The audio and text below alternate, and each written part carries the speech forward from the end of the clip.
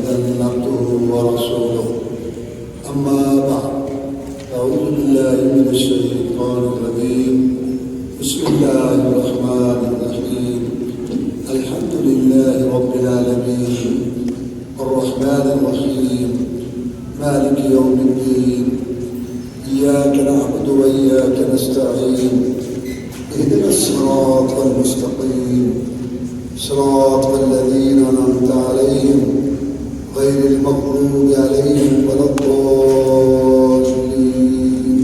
آمين۔ اللہ مالک خالق جو ہمارا رب اور خالق ہے، اس کے کئی نام ہیں اور کئی صفتیں ہیں۔ اللہ تعالیٰ ارشاد فرماتے ہیں وَلِلَّهِ الْأَسْمَاءُ الْحُسْنَىٰ فَادْعُوهُ بِهَا۔ اللہ کے اچھے اچھے نام ہیں، تم اللہ کو پکارا کرو اللہ کے ناموں کا واسطہ دے کر۔ اللہ کی جو صفات ہیں وہ ساری کی ساری ہیں، وہ اللہ کی ذاتی ہے، اور دوسری بات ہے کہ وہ کامل مکمل ہے، اور تیسری بات ہے کہ وہ باقی رہنے والی ہے۔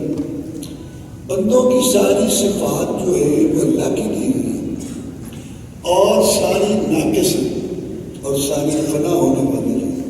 تو یہ تین بڑے فرق ہے اللہ کی صفات میں اور بندوں مخلوق کی صفات میں۔ تو اللہ کی صفات میں سے ایک تو صفت یہ ہے کہ اللہ عرش پر ہے۔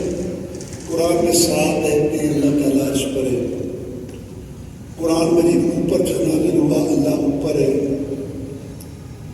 رسول اللہ صلی اللہ علیہ وسلم کو معراج اوپر ہوا اللہ اوپر ہے۔ فرشتے اوپر سے نازل ہوتے ہیں اور اوپر کو چڑھتے ہیں اللہ اوپر ہے۔ نیک اعمال اوپر چڑھتے ہیں اللہ تعالیٰ اوپر ہے۔ سب سے پہلے اللہ کے اوپر ہونے کا انکار فرعون نے کیا جب اس نے اپنے وزیر حامان کو کہا کہ ابن لی صرحا لی یبلغ الاسباب اسباب السماوات فاطر لا الہ موسیٰ انی لا اؤمن کاذبا۔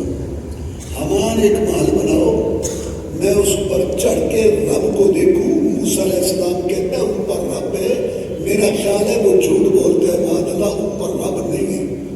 تو سب سے پہلے رب کے اوپر ہونے کا انکار فرعون نے کیا۔ لہذا یہ عقیدے کا مسئلہ ہے، نبی و رسولوں کا مسئلہ ہے کہ اللہ تعالیٰ اوپر ہے، عرش پر ہو کر بھی شارق کے قریب ہے، شارق کے قریب ہو کر بھی عرش پر ہے، دور نزدیک کے چکر ہمارے لحاظ سے ہیں۔ اللہ عرش پر ہو کر بھی سب کچھ دیکھ رہا ہے اور سب جانتا ہے اور حفاظت کر رہا ہے۔